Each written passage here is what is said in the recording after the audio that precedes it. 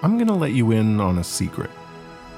Canadians have a difficult relationship with national pride. In normal times, we show it by helping a neighbor clear a driveway, giving the last of our beer money for the month to a school fundraiser, and maybe waving a flag quietly in our living room during an Olympic cycle. But sometimes the times ain't normal. So every once in a while, it's nice to remind each other that we do have a lot in common inside these borders. That on top of everything we share an experience. We share a spirit. We share a very special place. And when we get together to showcase our best athletes, well, you're damn right we're proud.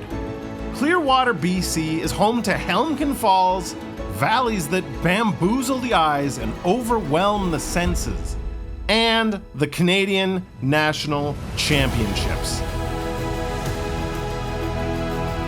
So for one weekend this year, my fellow Canadians, take your self-effacing humility, your gee-gosh understanding of our tiny place in this infinite universe, wrap that sucker in maple, and tell the world that our love for this land is true, that our game up north is as strong as anyone, and that we will forever be free.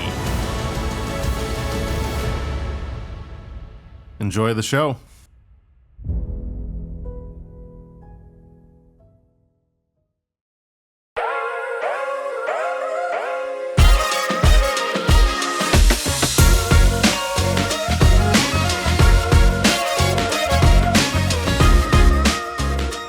Hello and welcome to Park Pro's coverage of the Canadian National Disc Golf Championships at the Harvest Huck, sponsored by Quality Inn and Suites, Innova Canada, and Best Western Plus. Thank you, as always, to the PDGA of Canada and the patrons of Park Pro. I'm Jesse Tomalty, and I'm joined today by Max Regitnig. Hello. Excited to see some Canadian Nationals coverage. We've been waiting a minute for this one, but yeah, should be good. Yeah, final leg of the Canadian Disc Golf Tour kicks off round one at the Clearwater Ski Hill. From what I remember, we had pretty favorable conditions, not windy, not too cold. Played this event the year before, and it was a little on the chillier side, but I think we got pretty lucky. And here we have our feature card. Myself. Put myself in an overall 88. Probably forehand strength, looks like, yeah. Yeah, and your fun fact, you bought a house, traded in the house on wheels for a permanent residence here in Invermere. Upgraded the RV to a house. Here we got Cranbrook native Casey Hanemayer, also pretty strong on the forehand. I love the fun fact because I'm reading that in the Bruce Buffer voice from UFC. Reigning, defending, unanimous. Pretty decent. Yeah.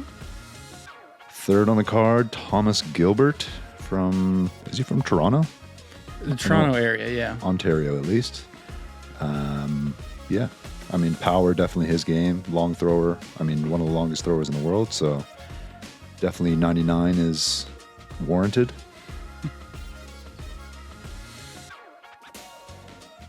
And from the USA, TJ. I played a little bit with TJ. Really solid all-around game. You can see on his scorecard there. Fun fact, lefty that throws with his right hand. Yeah, we've seen a couple of those out on the course, but rare as always.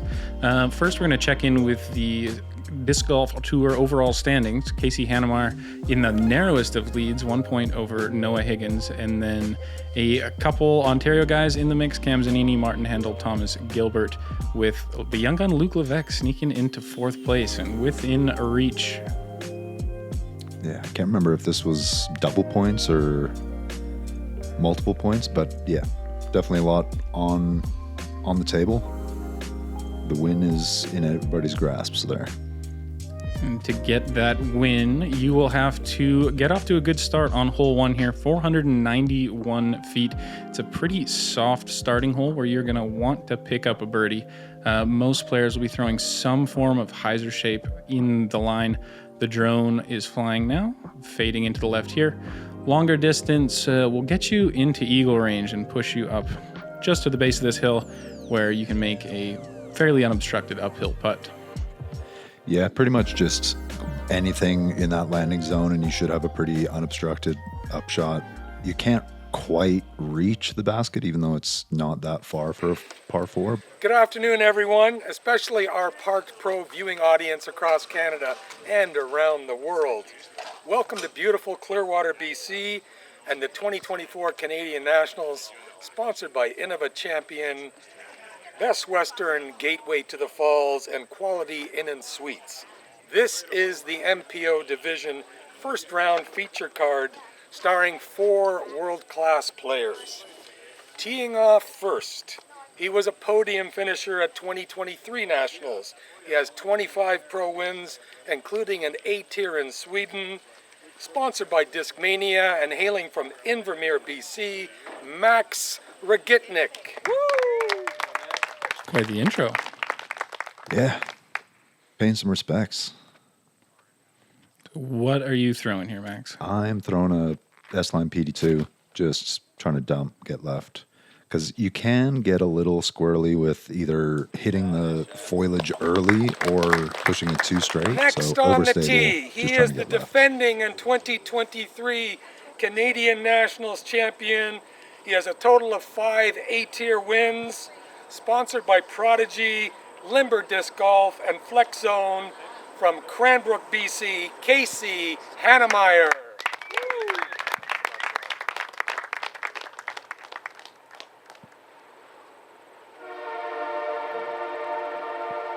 Casey getting sent off by the train whistle.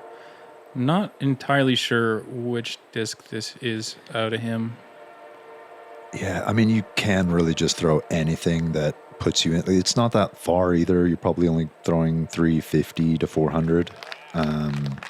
But yeah, just anything in that landing area. You probably even push Third a on the mid there. tee, he is the 2022 Canadian Nationals champion. He has a total of 13 A-tier victories and is sponsored by ThoughtSpace Athletics. From Toronto, Ontario, Thomas Gilbert.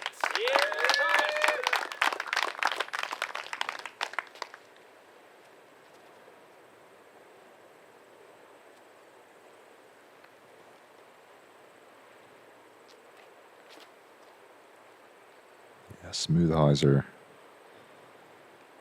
Again, don't need too much distance. Perfect spot. Yeah, in fact, too much distance might be one of the worst things you can do on this hole. And rounding out this fearsome foursome, sponsored by Team Millennium, Mass Disc Golf, Rare Air Discs, Chump Chalk. Despite only being a competitor for 4 seasons, he has 5 pro wins and a player rating over 1,000. All the way from Sheboygan, Wisconsin, Thomas T.J. Grobman. We had a handful of Americans in this event. I know Taylor in the FPO side, and then do we still call Nick Culver an American? That's a good question. It's on his PDGA page, and then a few other ones, I think. So a little bit of representation from the southern neighbor. Yeah, a Wisconsinite is traveling a long way to get to Clearwater, so I wonder if he's settled somewhere in the Pacific Northwest. So yeah, I guess you can get a little squirrely on the green here. It's not huge, but you have that upslope where you can just push it in there and you don't have to worry about going long because it's pretty hard to do. But left and right, it gets a little hairy. Yeah, it's definitely... And there we have a throw-in. Wow. What a way to start the tournament. Probably A3, A4 from Casey. One of his go-tos. Yeah, his name was synonymous with those A-series discs. And yeah, like I said, you can run this basket without going too far long. Yeah. Casey showing us how it's done. Yeah, the slope gives you a bit of a backstop. I don't know if that was intended as a run, but it's a fairly green light if you can keep it straight. For sure. Setting the tone early. 2 down through 1. Everybody giving some knucks. Yeah, look at the smile on his face. You can't start a tournament any better than that. All right, trying to ring it up. Little floaty bid. Lose the box from getting a birdie. Yeah, And our left-handed, right-hand thrower. I did meet TJ down at Worlds just before this. I'm not sure how much of the Pro Tour he played or if Worlds was his one big tournament, but yeah, very solid player. Yeah, definitely can give us a run for our money. Everybody else cleaning up for birdie while Casey gets the one-stroke lead on the field. And from the caliber of players we have here, that is all but to be expected on that hole. It played more than half a stroke under par. Yeah, nice to have one of those kind of not brainless but easier holes to start when you have the nerves a little higher than usual and just want to get on the board with a birdie, get under par. Yeah, nothing quite settles it more than a choose your favorite disc hyzer. And kind of similar vibe here, hole 2, par 4, 345 feet, pretty significantly uphill. You pretty much play anything down to this area in the sun there just before the shadows, and you have a kind of similar 100-foot approach, but pretty treacherous green here. Definitely see some rollaways. Can't remember if this sprayed area played as a hazard or if it was just a relief area. But yeah, you can definitely get close to putting range with a forehand that I think Casey's going to show us here. Yeah, it looks like a great shot. And yes, that spray painted area was an optional relief area because when it gets wet, that slope is very slippery and dangerous. Yeah, I mean, probably steeper than 45 degrees. But yeah, anybody with a power forehand, there's no real risk at running this. Even if you fade out early, you should have a manageable up and down. Like these are probably uncomfortably running them because if you don't make it, it's probably rolling back at your feet. Thomas, I mean, you could go for like a big hyzer flip, which he looks like. Definitely early. And that could be in danger. The hillside on the left of the fairway drops off pretty aggressively in a hurry. And if he's long enough to be pinched by the trees, he could struggle to get up and down. This is a little sketchy, but pretty much the same spot as me. Should have a pretty open, maybe some tough footing, but open approach to the basket. And this is a very fortunate place. Like he could have been parked in hole 1's basket. What? Back-to-back forehand throw-in eagles. I'm just hoping it's my turn on the next hole. Yeah, you and TJ are next on the list. That's impressive. Again, there is that slope behind the basket, but running, I mean, you can't really run that, but I mean impressive either way. But definitely fortunate to have landed where he was. His disc was heavily in the woods there for a long time and just kind of popped out in the end. So pays off to throw hard, I guess. Yeah, I think he was just trying to plug it into the slope at the back and just had his line on. 2 for 2. Oh my goodness. Casey. Soft bid. But yeah, if that had any more power coming off of that front cage, it could easily be could roll all the way back to the tee. I did see a couple nasty rolls on that steep slope in my rounds, and you start to question if you should just re-putt and take the stroke. Yeah, and I can't remember if I wanted to give that more of a bid, but again, scary basket to attack. Yeah, it's hard not to want to give it one when you've had 2 eagles and 2 holes. The blood's pumping, everybody's excited. Yeah, going birdie and feel like you're losing strokes to the card is an interesting place to find yourself. You'll be just tapping in for your birdie. That's 2 holes in a row, played 5 under par by the group. That's a decent pace. Whoa. Get another look at that smooth forehand. Not sure what he throws for forehand approaches. Yeah, I know ThoughtSpace has, I think it's the Temple is their approach disc, but I'm not sure if that was that. Hole 3, 280 feet. The left side is all out of bounds, where you see these lying logs. It's also very thick down there. A lot of guys are just going to throw a straight forehand into the base of this hill and let it skip up to the basket. Big danger is just being offline, hitting one of the trees in the fairway, and getting that unfortunate kick left. Yeah, this played as the second hardest hole in the day.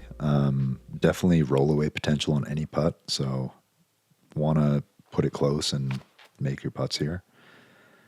I didn't see too many people messing around with the OB on the left, but that's a pretty decent result. You can't really pick and choose what trees you're missing up by the basket. You just kind of want to put it anywhere in that circle, so he has a pretty open look at the basket. Casey throwing a little slower, probably another one of the A series. I think that's his favorite A3 that he's become so famous for throwing. Yeah, not a long hole, but I'm going, I think, PD3, so on the faster side of things, and just trying to punch it into this hillside and hoping not to get a roll. I don't think I could see that from the tee, but that's it. All things considered, that's not too bad. Unfortunate not to be in bullseye, but still probably a 25-footer. And TJ showing the forehand. Not quite in a comfortable distance. That's probably outside of circle 1, but still a chance, but steep drop off back behind. He gets a little funky with the obstructed run, but it looks like it sticks up there. He should tap out for par. Very floaty bid there. Weary of the drop-off. This is pretty open. And yeah, if you want to be in contention, you got to make those putts. And yeah. And you did. Happy to get that turkey to start. That's scary for Tom. Oh, wow. He gets grabbed by a fern because those are the ones that roll out of bounds. Yeah, that out of bounds is definitely in play on the rollaways, which might, not too fond of situations like that where the rollaways are pretty random and yeah, to be double punished is a bit much. But Casey tapping in his birdie and Thomas tapping in his par, and we got another par tap in from TJ. So no blood, a couple birdies, probably around. Even though it was the hardest hole, you want to see a couple birdie looks there. Yeah, I think the grouping of drives was good, and maybe Thomas wishes he had that putt back, but I wouldn't say that the group has lost much steam for your first 2 pars of the round. Got a little bit of gallery here watching. It's always good to see. Yeah, making the trek up the ski hill. Yeah, definitely a lot of flights of stairs climbed on this course. Got a scoreboard check-in. We got Eric at the top through 10 holes, 5 down. Casey already inching his way to that top of that scoreboard. Coda and Micah also on good pace. Yeah. Nick Culver at 4 as well. Casey 1 behind through 3 holes with guys 7 holes played. Yeah, we have a plethora of 4 downs there. Riley, Logan, and Brayden. All right, hole 4. This used to be a par 4, which created some pretty extreme backups, and they switched it to a par 3. I wish they could have used this area of the fairway a bit more, maybe just shortened the pin rather than going up a tee box, but alas, here we are. 280 feet. There was a Mando right there, so you have to pass the tree on the left. the gap is a bit obscure. You're kind of just throwing at the tree limbs and hoping it gets through. There is the kind of over the top, but it really puts it in the player's in a tough position to make the call whether or not you made the mando or not, because a spike hyzer pretty much goes right over the mando tree. Casey got most of the way through. Yeah, I probably should have practiced this hole a bit more to try to figure out a better approach. I was throwing putter and probably should have just blasted something more faster at it. And there's that spike hyzer that kind of puts people in a weird position, but again, you kind of have to give the benefit to the player there, since we don't really have a good view of the plane of the mando tree. Yeah, I think the move is to go over the top, but it does add some unnecessary pressure to the card to make that call. The low gap, it's just at kind of an awkward distance and makes it feel very pokey. Yeah, it's not quite a clean from the angle of the tee. It's very pointy rather than a smooth hyzer. So it's tough to make that gap big. And yeah, I'm making a bit of a mess of this one. And I think we got 3 birdie putts from everybody else, so hopefully they can redeem. A little high in the chains, but Casey makes it stick for his 2. A little bar down action. Casey starting out hot, 5 through 4. Thomas almost matching. Good birdie. Yeah, nice correction from the low to high putt like he had on hole 3. Gives it the right height to get that sucker to stick. Solid putt. Could have been a little squirrely with that downhill. There's a little bit of foliage to catch the disc, but close enough that you wanted to make that one. Speaking of the foliage, doing a little yoga there. Picking up a bogey, but again, I was a little perturbed by that hole and didn't quite practice as much as I wanted, so maybe showing that in the scorecard. Yeah, sometimes it can take your focus away when you just walk up to the hole and don't enjoy it or don't agree with it or any other, potential reason. Yeah, did play as the hardest hole in the course, so I mean a little surprising because of how short it is, but that gap just makes it very uncomfortable. So hole 5 is a 560-foot par 4. Shots off the tee have to navigate the mando on the right side of your screen, and honestly, any shot that gets past this berm can play for birdie. After that, it's just a fairly routine hyzer into the semi-protected green. Just making sure you don't go too deep in the trees, as putts can get challenging after that.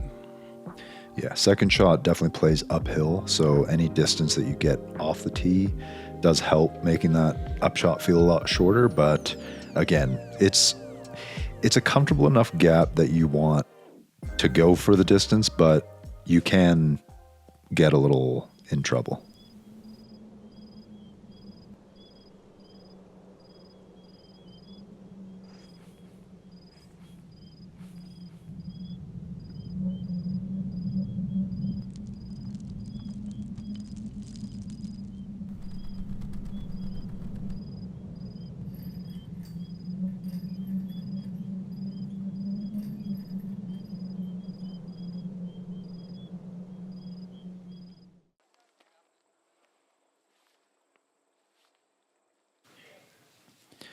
Casey starting us off. And yeah, this angle of the tee box does kind of make the floor feel a little higher.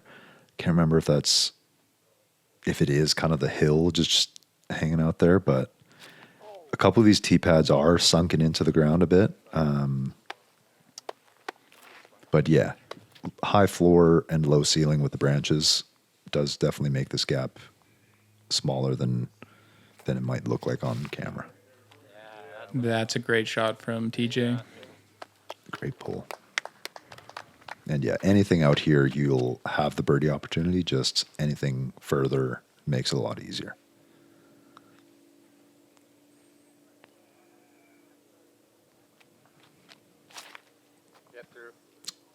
That was a bit of a yank. First hole, you really get to unload. And coming off a bogey, I might have been putting a little extra into that. But yeah, from there, pretty routine up and down. And yeah, Thomas getting a little off the beaten trail on his drive, but a very, very good recovery shot here. Outside chance at a long jump putt. We all know he can jump putt for very long distances as well. Yeah, I think 150 feet is what we saw Thomas jump putting at Nationals and PEI.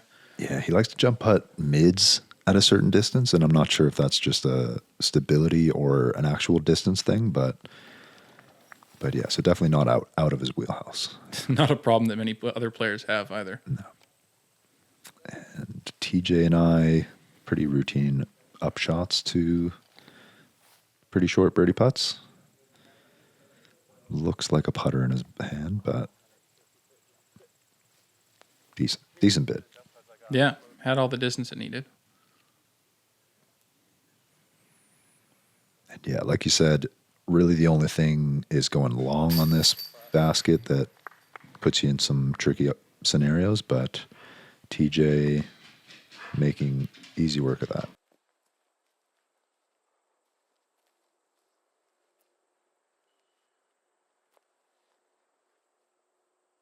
Casey taking his time on this one. And yeah, makes that putt. Business as usual for him. Blistering start, 6 down through 5. Hasn't dropped a stroke yet. Very solid. Definitely a hole that you want the birdie look on. So Thomas is probably kicking himself a little bit here, but again, 4 through 5. 4 through 5. The eagle definitely messes with my math, but still on pace for a good round.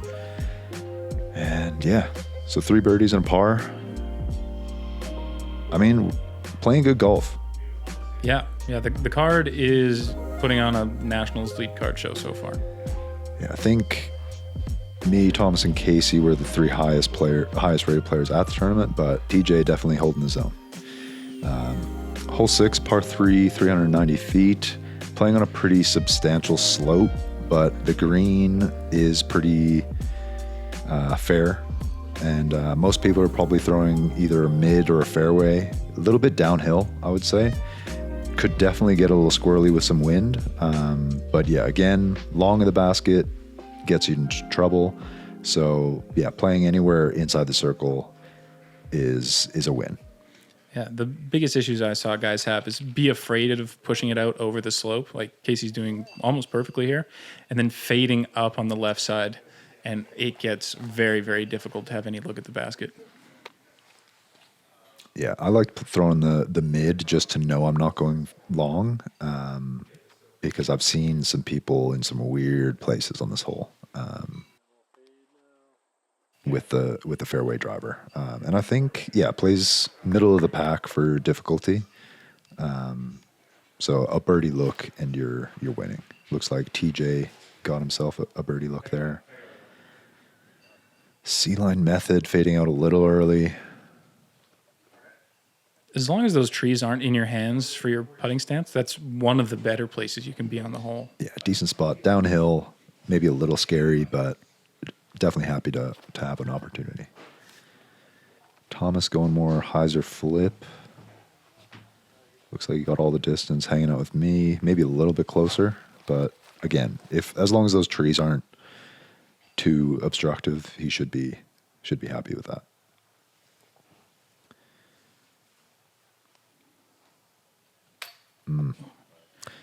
Yeah, got a little bit of an extra run out there. It looked like he was just outside the circle. But again, clean look at this basket, and you should be happy with that. And yeah, downhill, I don't know if it was the drop off behind the basket that got in my head, but it is easy to run that basket way too long being high, and you can see the amount of small trees and obstacles. And you could end up in a 3 or 4 putting scenario if you have a bad time. yeah, Casey staying white hot. Another birdie on the board. And Thomas has missed a couple short putts here. Maybe getting a little in his head, but he looked like he was dealing a little bit with those trees, so could have been an awkward angle. He is relatively tall, so most people might fare better in those kind of situations where the trees aren't limbed as high as normal, and Thomas might be crouching under and having to do some yoga in there. I think that gets you above the short stuff. It makes you battle with the tall stuff. There's enough leafage and pine needle and every other sort of growing thing on this course that there's a battle for everybody. Scoreboard check-in again. We got Casey already at the top of that leaderboard, which is crazy. Through 6 holes, 7 down. Yeah, twice as many holes played, more than twice as many holes played for Eric Wiebe, tied up in first with him.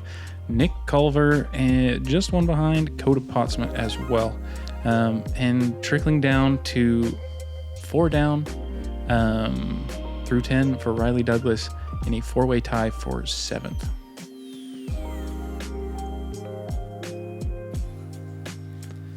Chase card check-in with Eric Wiebe on hole 14. One of the tough par 4s we'll see on the back 9, but yeah, it looked like he got into some trouble off the tee, but clean up and down to keep his clean round going. 7 down through 14. Yeah, not a black mark on it. Or a red mark, I guess, for the scorecard.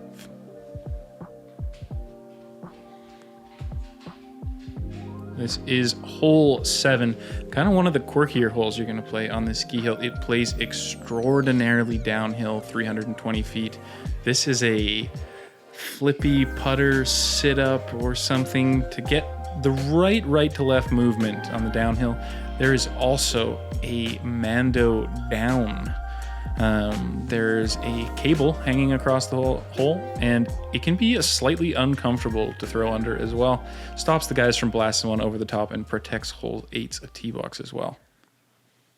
Yeah, couple of holes like this on the course, and yeah, putting in the, I mean, not a triple Mando because it's not left and right, but taking away that hyzer is definitely a safety thing. The year before, everybody was throwing the hyzer over the top, and there's a tee pad and a fairway long of this basket, so it did get a little dangerous. But TJ showing us how it's done.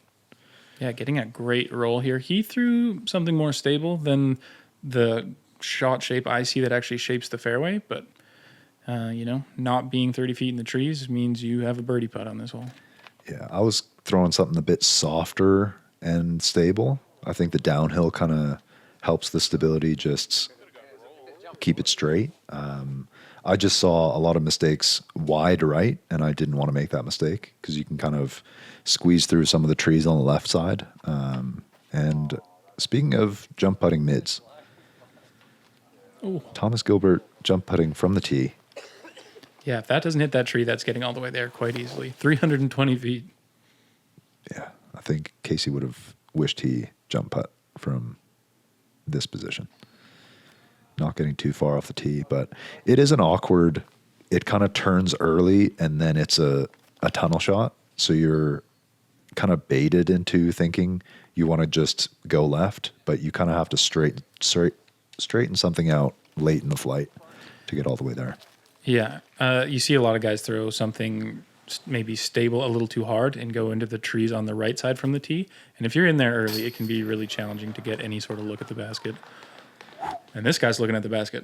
That one felt good. Back on the board.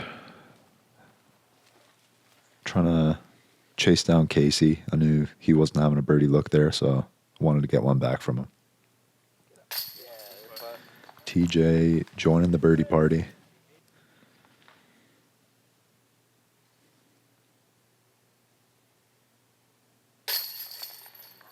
And Thomas and Casey should be cleaning up for pars. But yeah, hole 7, playing on the harder end, probably just because there's not as many birdies. Probably not too many bogeys there either, because it's probably pretty easy to get up and down from wherever. But yeah, the birdie is definitely, I would say it's a bonus birdie. Yeah, only 12 birdies in this round and 10 bogey or worse, so fairly balanced at par, just 0.06 over. Another check-in with Luke, young Luke, getting a birdie on the 15th.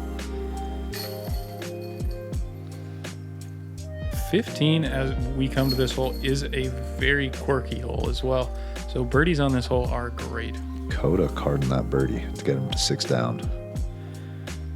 Pretty respectable score, I think. And with 3 holes left, you have some opportunities to get that close to double digits. But here we are at hole 8, par 3, 370 feet. They shortened this up a little bit from the year before, but playing pretty severe slope right to left. Probably pretty net zero from tee to green.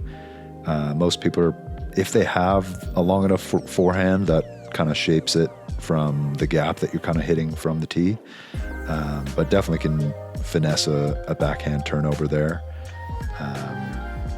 But here we have the view of the ski hill. Yeah, beautiful venue. And to mention, this gap has a fairly low ceiling, so if you're not comfortable throwing that forehand hard enough, you do have to bring the backhand in. And I'm sure if there was any wind on this day, that backhand fading down the hill would be mighty scary. Yeah, definitely sketchy, but that's pretty well done. Probably a little sketchy putt. I mean, yeah, longer than you would want. But again, that backhand is very touchy. Forehand, definitely the preferable line. And I think I just remember this hole from last year and decided to park the old pin position because that's 40, 50 feet long. Yeah, it's not so bad being long because your putt will fade up into the hill afterwards, but where TJ's at can be a little dicey. Casey making the correction. Getting a little squirrely there, but probably 20-foot putt there for birdie again for Hanemayer.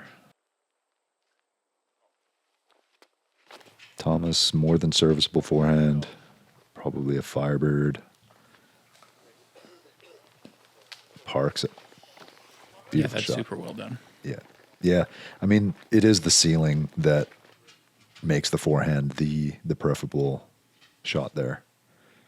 And yeah, definitely a circle 2 look here. Redemption. That's the preferable shot from there. That's a great putt. Yeah, definitely risky there. Could definitely catch metal and roll far down the hill. But yeah, felt like I could give it a bid with the shape of the slope. That is very fortunate too. Very much so. We might have seen another one of those on coverage recently.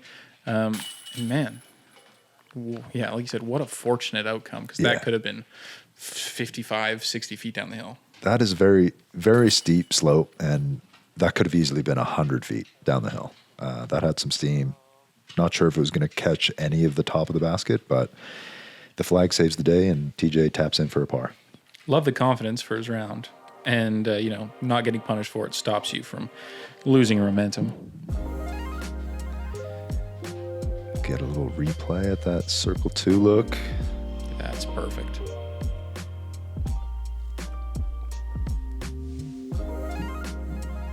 You should maybe consider doing this professionally. You know what? That might not be a bad idea. Hole 9 is a hole with lots of bad ideas that most of my card mates took. 360 feet. Again, one of the most downhill holes you can play. Probably the most aggressive slope of a fairway. And a lot of the big challenges here are that once you're at the bottom of the hill, there's no other trees or intermediate targets. So ranging this hole is quite difficult, and finding your distance is the greatest challenge. A lot of guys will just throw a stable approach disc down the hill and works out well, but I also saw a lot of tomahawks, thumbers, and even a few grenades on this one. Definitely one that you have to throw a handful of times to figure out the stability of the disc and just to try to put on the brakes. This is probably the biggest issue that people have is going long, throwing this far downhill. I was throwing something pretty neutral there, so I was really trying to hit the ground at like circle's edge short and skip up to the basket, but just got a little floaty on me. That is the benefit of the thumber that Casey's going for here. It'll spike and stop a lot more. The green is super rocky and hard pack. Yeah, you might be sacrificing the rim of the disc by doing that, but definitely easier to gauge that distance. But didn't quite get it there. Not sure if he missed his line a little bit, but I mean, not an easy shot by any means. And are we seeing a jump putt from Thomas? Yep. Second jump putt of the round from the tee. That is how you draw it up. That's silly. Oh my God. Yeah, 360-foot jump putt. Playing like, well, I want to say 170 feet or something. But Yeah, very, very short. But again, you kind of have to just pick your poison. Wow. That looked great. But gets that rocket skip off the rocky green and is faced with a circle 2 look for birdie. Unfortunately low after a beautiful ace run.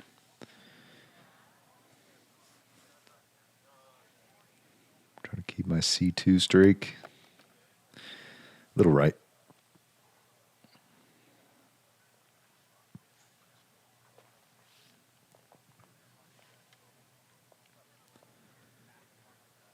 Casey trying to keep his perfect. No. He'll tap in for par and go 8 down through the first 9 holes.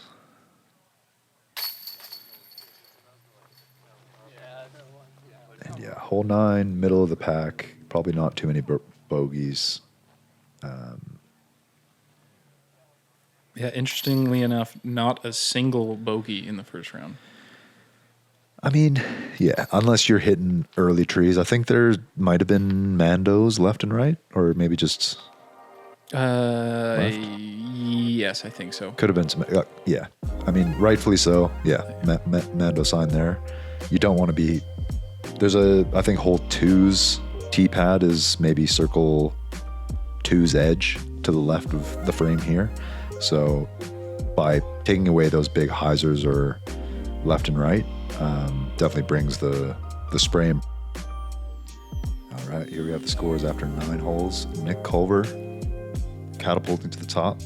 Casey, not quite the perfect 9, but very close to it. Pretty tight.